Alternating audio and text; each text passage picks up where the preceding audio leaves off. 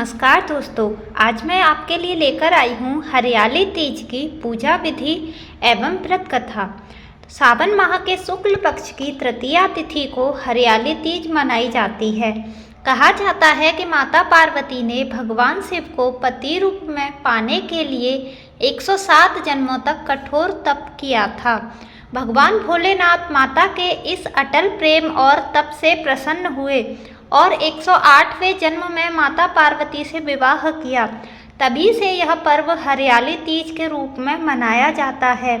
इस दिन सुहागिन निर्जला व्रत रखती हैं एवं 16 श्रृंगार करती हैं। भगवान शिव और माता पार्वती की पूजा करती हैं। पति की लंबी उम्र और सुखी दाम्पत्य जीवन की कामना के लिए महिलाएं हरे वस्त्र पहनती हैं, हाथों में मेहंदी रचाती हैं और झूला झूलती हैं। आइए शुरू करते हैं हरियाली तीज की व्रत कथा। भगवान भोलेनाथ ने माता पार्वती को कहा कि एक बार तुमने हिमालय पर्वत पर जाकर गंगा किनारे मुझको पति रूप में पाने के लिए कठिन तपस्या प्रारंभ की थी। उसी घोर तपस्या के समय नारद जी हिमाचल के पास गए तथा कहा कि विष्णु भगवान आपकी कन्या के साथ विवाह करना चाहते हैं। नारद की बनावटी बात को तुम्हारे पिता ने स्वीकार कर लिया। फिर नारद जी विष्णु के पास गए और कहा कि आपका विवाह हिमालय ने पार्वती के साथ करने का निश्चय किया है, आप इसकी स्वीकृति दें। नारद जी के जाने के पश्चात पिता हिमालय ने तुम्हें भगवान विष्णु के साथ निश्चित किया गया विवाह संबंध बतलाया। यह बात सुनकर तुम्हें अत्यंत दुख हुआ।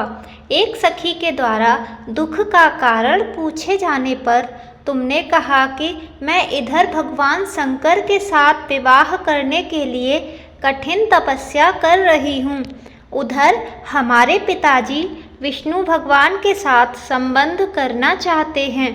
तुम मेरी सहायता करो, अन्यथा मैं प्राण त्याग दूंगी।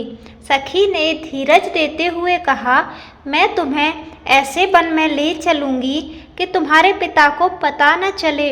इस प्रकार तुम सखी की सम्मति से घने जंगल में गईं। इधर तुम्हारे पिता हिमालय ने घर में इधर उधर खोजने पर जब तुम्हें नहीं पाया तो बहुत चिंतित हुए, क्योंकि नारद जी ने विष्णु भगवान के साथ विवाह करना मान लिया था। वचन भंग की चिंता ने उन्हें मूर्छित कर दिया। तब सभी पर्वत यह तथ्य जानकर तुम्हारी खोज में लग गए। उधर सखी सहित तुम सरिता नदी के किनारे एक गुफा में मेरे नाम पर तपस्या करने लगी। श्रावण मास की शुक्ल पक्ष की तृतीया को उपवास रखकर तुमने सिकता का शिवलिंग स्थापित करके पूजन किया एवं रात्रि जागरण भी किया। तुम्हारे इस कठिन तप के कारण मुझे तुरंत तुम्हारे पूजन स्थल पर आना पड़ा। तुम्हारी मांग तथा इच्छा के अनुसार मुझको तुम्हें अर्धांगिनी रूप में स्वीकार करना पड़ा।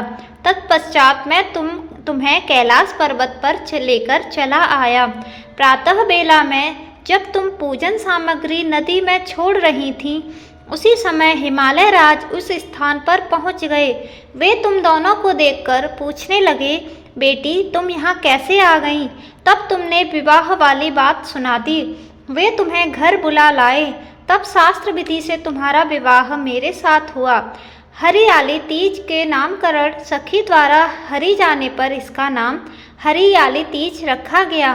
शंकर जी ने पार्वती से यह भी बतलाया कि जो स्त्री इस व्रत को परम श्रद्धा से करेगी उसे तुम्हारे समान ही अचल सुहाग प्राप्त होगा। ओम नमः शिवाय।